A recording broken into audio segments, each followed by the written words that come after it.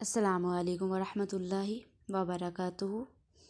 آج ہم سورہ بقرہ کی آیت نمبر 174 172 سے آیت نمبر سے ترجمہ اور تفسیر سیکھیں گے۔ اور آج جو ہماری آیات ہیں 174 آیت نمبر اور 173، یہ 172 آیت نمبر اور جو ہے آیت نمبر 173،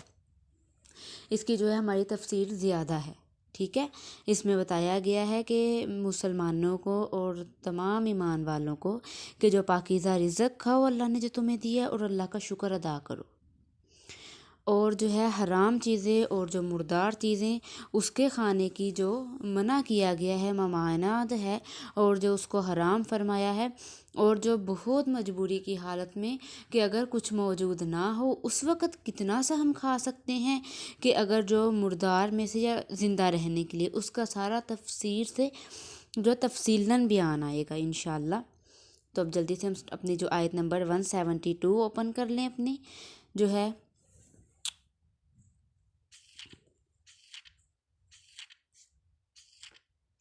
جی تو ہم نے جو ہے اپنی آیت نمبر 172 اوپن کر لی۔ آپ اپنے اسی پیج کے جو لاسٹ والی جو لائن ہے اس سے دیکھیں اوپر، یا ایھا الذین آمنو، سیکنڈ لاسٹ لائن جو لائن ہے وہاں پہ دیکھیں، یا ایھا الذین آمنو کلوا من طیبات، یہاں سے آپ کی جو ہے آیت نمبر 172 سٹارٹ ہو رہی ہے۔ اعوذ باللہ من الشیطان الرجیم، بسم اللہ الرحمن الرحیم۔ یا ایھا الذین آمنو، اے ایمان والو، کلو کھاؤ، من طیبات، پاکیزہ چیزوں میں سے، ما رزقناکم، جو کچھ ہم نے رزق دیا تم کو، واشکروا، اور شکر کرو، للہ، اللہ کا، ان کنتم، اگر تم ہو، ایاہ، خاص اسی کی، تعبدون، تم عبادت کرتے۔ انما، بے شک، حرم، حرام کیا، علیکم المیتۃ، تم پر مردار، والدم، اور خون، ولحم الخنزیر، اور خنزیر کا گوشت، وما اہل بہ، اور جو کچھ حلال کیا گیا، بہ، اس سے، وما اہل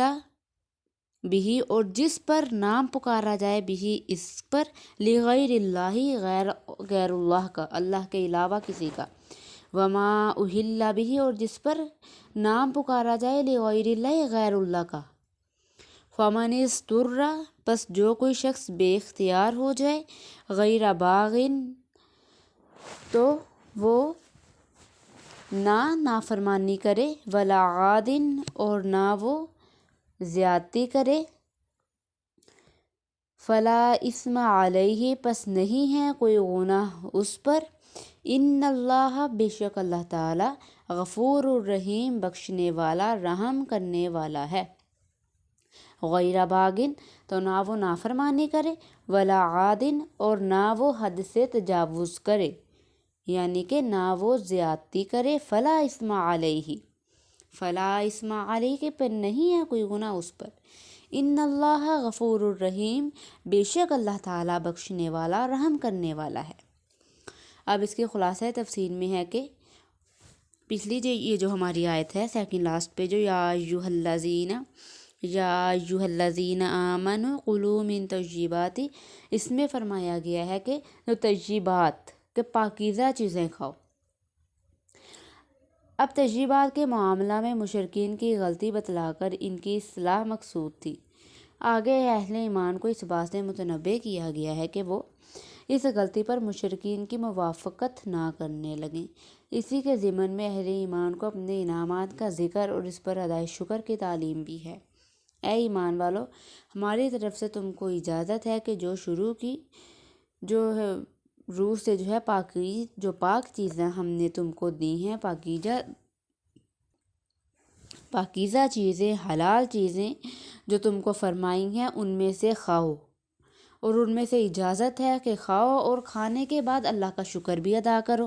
کہ نعمتیں بھی کھاؤ اور اللہ کا شکر ادا کر کے جو ہے نیکیاں بھی لو، اور زبان سے بھی، ہاتھ پاؤں سے خدمت اور اطاعت بھی کرو، اور دل سے ان نعمتوں کو جو ہے اللہ کی طرف سے سمجھو،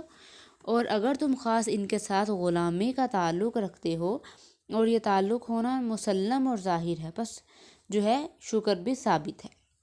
کہ جو تمہیں اللہ پاک کی اللہ نے اتنا رزق دیا ہے، حلال رزق دیا ہے، تو پھر ہم بندوں پر بھی بنتا ہے کہ وہ اللہ پاک کا رزق کھائیں اور اللہ کا شکر ادا کریں۔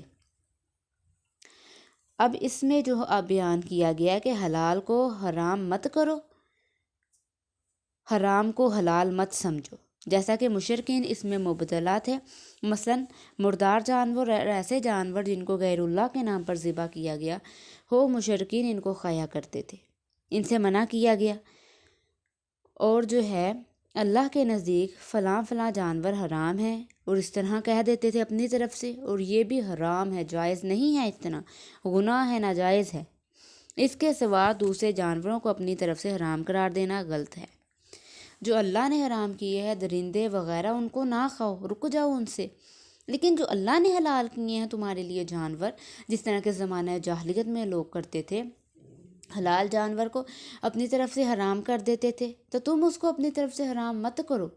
جو اللہ نے حلال کیا ہے اس کو حلال سمجھ کے کھاؤ، اور جو اللہ نے حرام کہا ہے اس کو حرام سمجھو اور اس کو چھوڑ دو۔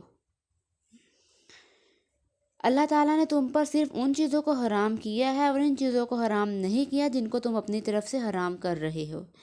جیسا کہ آتا ہے کہ مردار جانور کو جو باوجود جو ہے واجب الذبح ہونے کے بلا ذبح شرعی مر جائیں، کہ جو کوئی چوٹ لگنے سے یا کوئی گہرائی سے گرنے سے یا اس طرح سے مر جائیں تو پھر وہ جانور تو حرام ہو جاتا ہے۔ اگر اس کو جانور کو تم ذبح کر کے کھاتے ہو جو حلال ہے تو حلال ہے، لیکن اگر وہ کوئی اور طریقے سے مر گیا ہے تو پھر وہ جانور حلال بھی حرام ہو جاتا ہے، کیونکہ جو اس کے مرنے کی وجہ سے، اس کے چوٹ لگنے کی وجہ سے۔ اور جو بہتا خون اور خنزیر کے گوشت کو، اسی طرح کہ سب اجزاء کو بھی، اور ایسے جانور کو جو بقصد غیر اللہ کے نام کر دیے گئے ہو، اس کو بھی حرام کہا ہے۔ اللہ کے علاوہ ہم کہہ دیں کہ ہم کسی بندے کے نام کا یا کسی بت کے نام کا، یا جو جا کے غیر اللہ کے نام کے کرتے ہیں آستانوں پہ یا کسی کی قبر پہ جا کے کرتے ہیں، تو وہ حرام ہو جاتا ہے۔ اللہ پاک آپ دیکھیں خود قرآن پاک میں فرما رہے ہیں کہ اللہ کے علاوہ اگر ہم کسی غیر اللہ کا کریں گے تو وہ حرام ہے۔ بس اللہ کے نام کی جو ہم قربانی کرتے ہیں، اللہ کے نام کی ذبح کرتے ہیں، وہ حلال ہے۔ اب جو ہے اتنی آسانی رکھی ہے کہ جو شخص بھوک سے بہت ہی بےتاب ہو جائے، بشرطے کہ کھانے کو اور کچھ نہ ہو، اور یہ کھانا ہے جو ہے لذت کے لیے بھی نہ کھائے، اور اس وقت ہے بالکل مر رہا اور زندہ رہنے کے لیے جو ہے اگر کچھ تھوڑا بہت جو ہے صرف اور کچھ کھانے کو نہ ہو، تو اس وقت جو ہے تھوڑا سا ہے اللہ پاک نے اتنا مردار جو ہے کھانے کی اجازت دی ہے کہ جس میں صرف اس کی زندگی بچ جائے اور کھانے کو کچھ نہ ہو۔ یہ بالکل شرط ہے ساتھ کہ کھانے کو اور کچھ نہ ہو اور اس کو وہ مر رہا ہو، تو اتنا سا کھا سکتا ہے کہ زندگی بچ جائے، اس سے زیادہ نہیں، نافرمانی نہ کرے اور لذت کے لیے نہ کھائے۔ اور واقعی اللہ تعالیٰ ہیں وہ بڑے غفور و رحیم ہیں کہ ایسے وقت میں یہ رحمت فرمائی کہ گناہ کی چیز میں بھی گناہ اٹھا دیا۔ یہ اللہ کی رحمت ہی ہے۔ اب حلال کھانے کی برکت اور حرام کھانے کی نحوست۔ اب جو ہے آیات مذکورہ میں جیسے حرام کھانے کی ممانعت کی گئی ہے، اسی طرح حلال طیب چیزوں کے کھانے اور اس پر شکر گزار ہونے کی بھی ترغیب بھی ہے، کیونکہ جس طرح حرام کھانے سے اخلاق رذیلہ پیدا ہوتے ہیں، عبادت کا ذوق جاتا رہتا ہے، دعا قبول نہیں ہوتی، اسی طرح حلال کھانے سے ایک نور پیدا ہوتا ہے، اخلاق جو ہے اچھے ہوتے ہیں، نفرتیں ختم ہوتی ہیں، عبادت میں دل لگتا ہے، گناہ سے دل گھبراتا ہے، دعا قبول ہوتی ہے۔ اسی اللہ تعالیٰ نے فرمایا ہے، اپنے سب رسولوں کو یہ ہدایت فرمائی ہے، یا ایھا الرسول کلوا من الطیبات واعملوا صالحا، اے ہمارے رسولو تم پاکیزہ چیزیں کھاؤ اور نیک عمل کرو۔ ٹھیک ہے، اب اس میں اشارہ ہے کہ نیک عمل کرنے میں رزق حلال کو بڑا دخل ہے۔ اسی طرح قبول دعا میں حلال کھانا معین اور حرام معنی قبول ہے۔ رسول اللہ صلی اللہ علیہ وآلہ وسلم نے فرمایا کہ بہت سے لوگ جو ہے طویل السفر پریشان حال اللہ کے سامنے دعا کے لیے ہاتھ پھیلاتے ہیں اور یا ربی پکارتے ہیں، مگر کھانا ان کا حرام، پینا ان کا حرام، لباس ان کا حرام، غذا ان کی حرام، ان حالات میں ان کی دعا کہاں قبول ہو سکتی ہے؟ اور یہ جو حدیث ہے یہ صحیح مسلم اور ترمذی اور ابن کثیر سے لی گئی ہے۔ اب آتا ہے کہ انما حرما، اب کلمہ جو انما آتا ہے اس لیے وہ حصر کے لیے آتا ہے۔ آیت کا مفہوم یہ ہوتا ہے کہ اللہ تعالیٰ نے وہ چیزیں حرام کی ہیں جن کا آگے ذکر کیا جاتا ہے، اس کے سوا کچھ نہیں۔ اس آیت میں تو لفظ انما سے اس کی طرف اشارہ ہوا، اور دوسری آیت میں اس سے زیادہ صراحت آ گئی کہ قُل لا أجد فيما أوحي إلي محرما على طعام، اس میں حضرت صلی اللہ علیہ وسلم کے خطاب کو خطاب کر کے یہ حکم دیا گیا ہے کہ آپ صلی اللہ علیہ وسلم اعلان کر دیں کہ میری وحی میں بجز ان چند چیزوں کے جن کا ذکر آگے کیا گیا ہے کوئی چیز حرام نہیں۔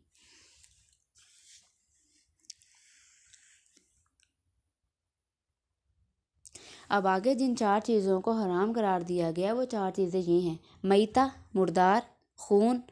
لحم خنزیر، اور وہ جانور جس پر غیر اللہ کا نام لیا گیا ہو۔ اور میتہ کس کو کہتے ہیں؟ جس کو اردو میں مردار کہتے ہیں۔ اس سے مردار وہ جانور ہے جس کے حلال ہونے کے لیے جو ہے شرح ذبح کرنا ضروری ہے، مگر وہ بغیر ذبح خود بخود مر جائے یا گلا گھونٹ کر مر جائے تو وہ میتہ ہو جاتا ہے اور وہ حرام ہو جاتا ہے۔ اور دوسری آیت میں آتا ہے احل لکم صید البحری، اس سے معلوم ہوا کہ جو دریائی جانور کے لیے ذبح کرنا شرط نہیں، کہ حلال کیے گئے تمہارے لیے صید البحری، سمندر کے جانور، وہ بلا ذبح بھی جائز ہیں، جو سمندر کے جیسے کہ مچھلی وغیرہ۔ اب ہم جیسے سمندر سے نکالتے ہیں تو وہ جو ہے بالکل وہ ایسے جیسے کہ ہو جاتی ہے، وہ ذبح ہو جاتی ہے، مر جاتی ہے بالکل جیسے کہ ذبح، تو اس کو ہم اسی وقت چھری تو نہیں پھیرتے نا، تو جب وہ سمندر سے نکال لی تو وہ ہمارے لیے حلال ہو جاتی ہے۔ ویسے ہی ہم اس کو کاٹ کے اور اس کو جو ہے اس کو جس طرح بھی چاہیں کھا سکتے ہیں۔ اب معلوم ہوا کہ جانوروں میں سے مچھلی اور اس طرح کے جو جانور ہیں وہ بغیر ذبح کے حلال ہیں، خواہ وہ خود مر جائیں یا کسی کے مارنے سے مر جائیں۔ البتہ جو مچھلی سر جانے کی وجہ سے خود پانی کے اوپر آ جائے تو وہ حرام ہے، جیسے کہ مر جائے، سر جائے اور اوپر تیرنے لگے تو وہ حرام ہو جاتی ہے۔ اسی طرح وہ شکاری جانور جو قابو میں نہیں کہ ذبح کر لیا جائے اور اس کو بھی بسم اللہ پڑھ کر تیر وغیرہ دھاردار چیز سے زخم لگائیں تو بغیر ذبح کے حلال ہو جاتا ہے، مطلقاً زخمی ہو جانا کافی نہیں۔ اب ہے جو بندوق کی گولی سے شکار۔ بندوق کی گولی سے کوئی جانور زخمی ہو کر قبل ذبح مر جائے تو وہ ایسا ہے جیسے پتھر یا لاٹھی مارنے سے مر جائے، جس کو قرآن کریم کی دوسری آیت میں جو ہے موقوذہ کہا گیا ہے اور حرام قرار دیا گیا ہے۔ ہاں، مرنے سے پہلے اس کو ذبح کر لیا جائے تو حلال ہو جائے گا۔ اب آج کل جو بندوق کی ایک گولی جو نوکدار بنائی گئی ہے، اس کے متعلق بعض علماء کا خیال ہے کہ تیر کے حکم میں ہے، مگر جمہور علماء کے نزدیک یہ بھی تیر کی طرح اعلی جا رہا نہیں، بلکہ جو ہے خارقہ ہے، جس سے بارود کی طاقت کے ذریعے گوشت پھٹ جاتا ہے، ورنہ خود اس میں کوئی دھار نہیں ہے جس سے جانور زخمی ہو جائے، اس لیے ایسی گولی کا شکار بھی بغیر ذبح کے جائز نہیں، اس لیے اس کو بھی جو ہے ذبح کرنا ضروری ہے۔ اب ایک مسئلہ اس میں یہ بھی آتا ہے کہ آیت مذکورہ میں مطلقاً میتہ کو حرام قرار دیا ہے، اس لیے جس طرح اس کا گوشت کھانا حرام ہے، اس کی خرید و فروخت بھی حرام ہے، ٹھیک ہے۔ اب ایک اور مسئلہ ہے کہ اس آیت میں جو ہے میتہ کے حرام ہونے کا حکم عام معلوم ہوتا ہے، جس میں میتہ کے تمام اجزاء شامل ہیں، لیکن دوسری آیت میں اس کی تشریح علی طعام یطعمہ کے الفاظ سے کر دی گئی ہے، جس سے معلوم ہوا کہ مردہ جانور کے وہ اجزاء حرام ہیں جو کھانے کے قابل ہیں، اس لیے مردہ جانور کی ہڈی، بال جو کھانے کی چیز نہیں وہ پاک ہیں۔ اب دوسری چیز جو آیت مذکورہ میں حرام قرار دی گئی ہے وہ خون ہے۔ لفظ دم بمعنی خون اس آیت میں اگرچہ مطلق ہے، مگر سورہ انعام کی آیت میں اس کے ساتھ مسفوح یعنی بہنے والا کی ہے، اور دمن مسفوحن کہ جو ہے بہنے والا خون، اس لیے با اتفاق فقہا جو ہے منجمد خون، گردہ، تیلی وغیرہ جو ہے وہ حلال اور پاک ہیں۔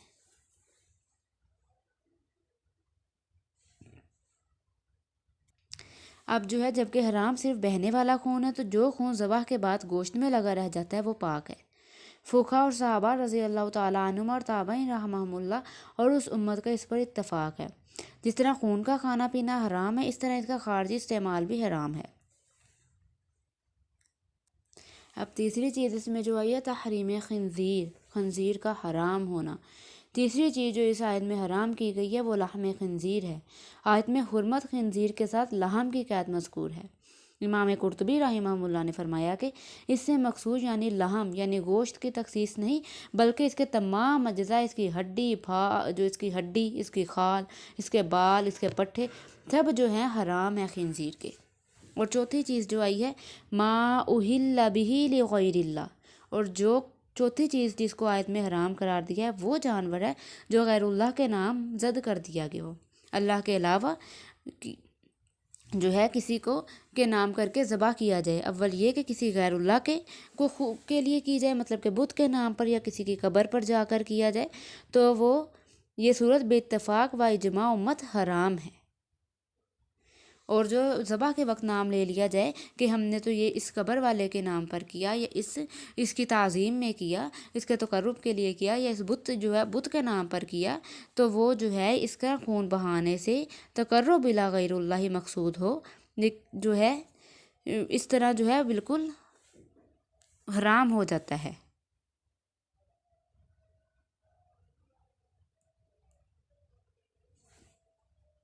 لیکن جو دوسری صورت یہ ہے کہ کسی جانور کو تقرب الی غیر اللہ کے لیے ذبح کیا جائے، یعنی اس کا خون بہانے سے جو ہے تقرب جو ہے کسی خوش کرنا اللہ کے علاوہ کسی کا مقصود ہو، لیکن جو ذبح کے وقت اس پر نام اللہ ہی کا لیا جائے، جیسے بہت سے ناواقف مسلمان بزرگوں پیروں کے نام پر ان کی خوشنودی حاصل کرنے کے لیے بکرے مرغے وغیرہ ذبح کرتے ہیں، لیکن ذبح کے وقت اس پر اللہ کا نام پکارتے ہیں، تو اس صورت میں بھی فقہا حرام اور جو ہے مذبوحہ مردار ہے کہتے ہیں۔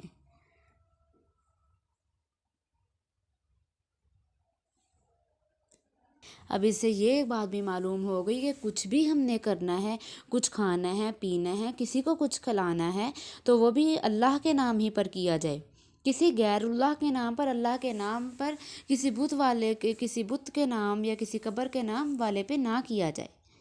صرف اللہ کے نام پر کیا جائے۔ اور قربانی بھی ہر چیز جو ہے اللہ پیدا کرنے والا ہے۔ یہ جو اب ہم نے قرآن پاک میں آیت جو ہے صراحتاً پڑھ لی، آپ خود بھی اپنا قرآن پاک جو کھول کے جو اپنی آیت نمبر 172 اور 173 آیت نمبر جو ہے 172 اور 73 دیکھ لیں، اس میں بھی جو ہے واضح ہے کہ جو بھی قربانی کرنی ہے، کچھ کرنا ہے اللہ کے نام پر کرنا ہے، اور حلال چیزیں کھاؤ اور اس پر اللہ کا شکر ادا کرو۔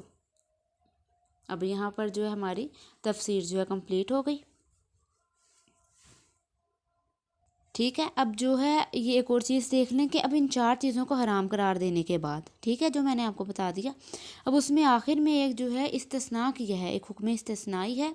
کہ فَمَنِ اسْتُرَّ غَيْرَ بَاغٍ وَلَا عَادٍ فَلَا إِثْمَ عَلَيْهِ ان اللہ غفور الرحیم۔ اس حکم میں اتنی آسانی کر دی گئی ہے کہ جو شخص بھوک سے بہت ہی بے تاب ہو جائے، بشرطی کہ نہ تو کھانے میں طالب لذت ہو اور نہ قدر ضرورت سے تجاوز کرنے والا ہو، تو اس حالت میں ان حرام چیزوں کو کھا لینے سے بھی اس شخص کو کوئی گناہ نہیں ہوتا۔ بے شک اللہ تعالیٰ جو ہے بڑے غفور و رحیم ہے۔ اس میں مضطر کے لیے جان بچانے کے واسطے 2 شرطوں کے ساتھ ان حرام چیزوں کے کھا لینے سے بھی گناہ اٹھا دیا گیا ہے۔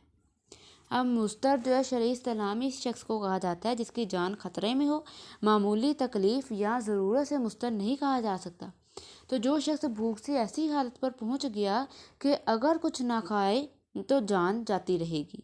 اس کے لیے 2 شرطوں کے ساتھ یہ حرام چیزیں کھا لینے کی گنجائش دی گئی ہے۔ ایک شرط تو یہ ہے کہ مقصود جان بچانا ہو، کھانے کی لذت حاصل کرنا مقصود نہ ہو۔ دوسری شرط اس میں یہ رکھی گئی ہے کہ صرف اتنی مقدار کھائے جو جان بچانے کے لیے کافی ہو۔ پیٹ بھر کر کھانا یا قدر ضرورت سے زائد کھانا اس وقت بھی حرام ہے۔ تو آپ کو اس کی تفسیر بھی صحیح سے سمجھ آ گئی ہوگی انشاءاللہ۔